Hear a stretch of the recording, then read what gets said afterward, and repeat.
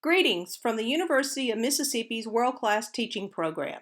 This quick informational video is to show you, the face-to-face candidates, how to utilize WCTP 601 to best benefit you. Let's get started. After you watch this video, the first thing that you're going to do is scroll down and under Start Here. And if you have not already, you need to download the National Board Certification Survivor Guide. That is like a mentoring handbook. And the WCTP 601 at a Glance, which is the table of contents for this course, and it shows you all the resources that are available. You want to complete everything else, and under Start Here, here's just a quick explanation about the differences in how people use this course. Take notice, electronic mentors are only available from September to May, and it's a note about face-to-face mentoring. You have the course overview, which shows you all the different components and modules available in this course. This is very important, the password expiration. The entire University of Mississippi's faculty, staff, and students follow the exact same protocol for updating their password every 90 days. It is simple and takes less than a minute. So just take a moment to understand this, print this out. We also have a handy link on WCTP homepage, password help, so in case you need help, there you go. This course was created in collaboration with several other partners, including Stanford University. Don't forget to do the Blackboard capability check. Should something on your system fail, you will need to call the University of Mississippi's IT help desk for help. You may add a picture, and after you've done that, the next thing you want to do is take a look at preparing for National Board certification. Specifically, if you did not attend a summer standard workshop, I've tried to keep it very concise. You have a quick video about the process. You have information about the 4 components, including these neat little one-page graphics that we have that now very quickly tell you what you have to do on each component. You can download your own copy. After that, you've got all the tools in your toolbox. This is a link on the WCTP homepage where all of the important documents that you will need during this process can be easily located and used. Then you have a description of each of those documents. After that, you have suggested timelines. You first have a planning timeline where you decide what you're going to do, whether you do it over 1, 2, or 3 years. And then you have suggested timelines for fall and spring that helps you figure out what you should be doing each month. The thing is, you don't want to waste any time. You want to get started and follow a timeline. Underneath that, you have some information about financial help and assistance. Component commonalities.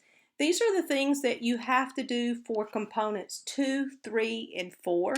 And as you can see, we're going to talk about timelines again. We're going to talk about what do you need to do. This course is individualized in the sense you will see examples embedded from different certificates in each module, but you will have your own certificate in front of you. And the very first thing you're going to do is use your component instructions to answer the question, what do I need to do? You want to also create a standard organizer. This takes 30 minutes. Do not skip this. It will be to your benefit to do it, and it will be a mistake if you do skip it. Lots of good directions here. How to compare rubrics, set up your computer. The secret to success in national boards is planning, so just take the time to plan. After that, since you are a face-to-face candidate, the only thing on this course that you're required to complete is the Component 1 module. This is how all of our candidates face-to-face and online are prepared for the Assessment Center. The Assessment Center, as you know, is 40% of your score. So you want to work your way through Component 1 module.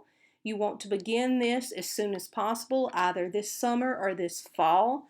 Do not procrastinate and wait till spring. If you wait till spring and then you test in June, it will be too late. So you want to work your way through this. It's very important that you do this. There are 5 assignments for you to do. You're going to create an assessment notebook. You're going to create selected response standard organizer and complete sample questions, you're going to create a constructed response standard organizer and complete the sample questions. You're going to practice the online tutorials, and then of course you can submit any of your questions to your mentor. But since you have a face-to-face mentor, hopefully you guys will also practice these components together, but just make sure you do this. I would also like to point out we have these study tips that are available. So make sure you pay close attention to these study tips. They are some of the best and come from mentors who've had tremendous success at the assessment center. After that, something new is we have a page for each certificate. And as mentors provide me with resources, I will add this to the page. So again, for review, if you are face-to-face, you are instructed to complete the Component 1 module. Component 2, 3, and 4, if you look at any of these components, you will see that they also begin with assignments. These assignments are created for online candidates. They help chunk the commentary for them. While you're not required to do this, we have many face-to-face candidates that actually like the setup of this, and they see it as outlining a timeline of how to complete it. So you're welcome to complete this if you would like and submit it to your mentor in the same fashion if you want, but you're not required to. These components are just supplemental, but please, please take the time to look through these. There's so many wonderful resources, embedded PD, a lot of really, really good resources to help you with that. Then we have advanced candidates scoring and redoing a component. This module serves two purposes. It is for advanced candidates who did not certify, and it's for continuing candidates who have to redo a module.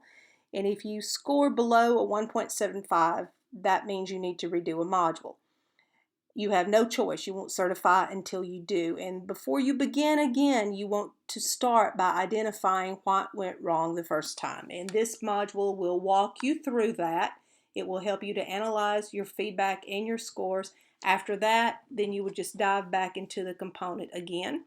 This electronic submission, this won't be something you really have to think about until the spring before you submit, but please just keep in mind it's here. It is very handy. It's got all sorts of video tutorials, tells you how to scan, compress, convert. So wonderful resource here for you when you need it.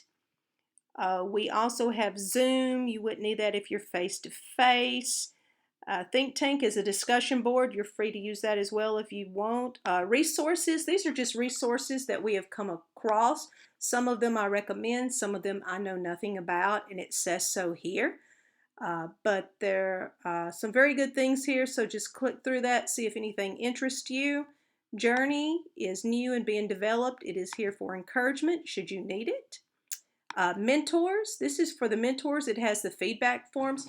This is also accessible to you, so what I would say is just pick out your component, choose your certificate, and if you would like to print out the forms, you can print it out. If you have another reader other than your mentor, then you could print it out and provide it to your other friend that's going to read for you, hopefully another NBCT, and it will help them to read your commentary and get feedback as they read it. So that is it. I hope you have enjoyed this quick tour, and I hope you will use WCTP to help you complete this process.